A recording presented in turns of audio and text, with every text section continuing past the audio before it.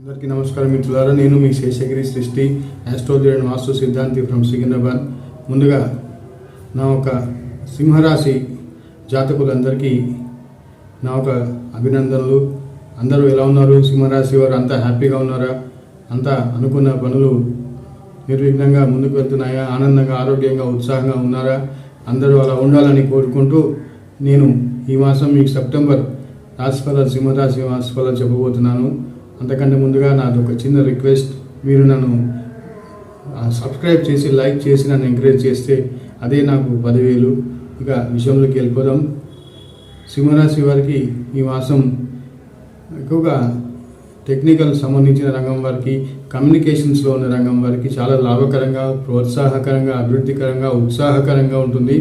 వాక్కుని నమ్ముకొని చేసే వృత్తి వ్యాపారాల్లో రాణిస్తారు. అది సింగర్స్ కావచ్చు, రియల్ ఎస్టేట్ వ్యాపారులు కావచ్చు, మార్కెటింగ్ చేసేవారు కావచ్చు, వీళ్ళంతా వాక్కు మూలకంగా చేసే వృత్తి వ్యాపారాలు అయితే ఏవైతే ఉంటాయో, సేల్స్ పర్సన్స్ కావచ్చు, విశేషంగా లాభపడతారు.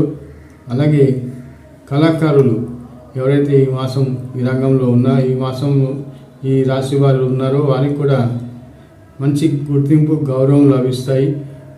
వ్యాపార చర్చలు ఫలించి వ్యాపార అభివృద్ధి సాధ్యమవుతుంది. అంటే జాయింట్ వ్యాపారస్తులు కానివ్వండి, కొన్ని కొత్త వెంచర్స్ ప్రారంభిద్దామని బిజినెస్ భాగస్వాముల మధ్య చర్చలు సఫలమై అభివృద్ధి చెందుతాయి, లాభిస్తాయి అని కూడా ఈ మాసం చెప్పవచ్చు. శుభవార్త శ్రవణం ఉంటుంది. అలాగే మీ యొక్క భాగస్వాములతో మీకు మరింత బాండ్ పెరుగుతుంది. కుటుంబంలో బయట మీ యొక్క వాక్కుకి విలువ పెరుగుతుంది. అది రాజకీయ రంగం కావచ్చు, సినిమా రంగం కావచ్చు, కళారంగం కావచ్చు, కుటుంబంలో కావచ్చు, ఆఫీస్లో మీ బాస్ మీద మీ గౌరవం, మీ మీద మీ బాస్కి గౌరవం పెరుగుతుంది.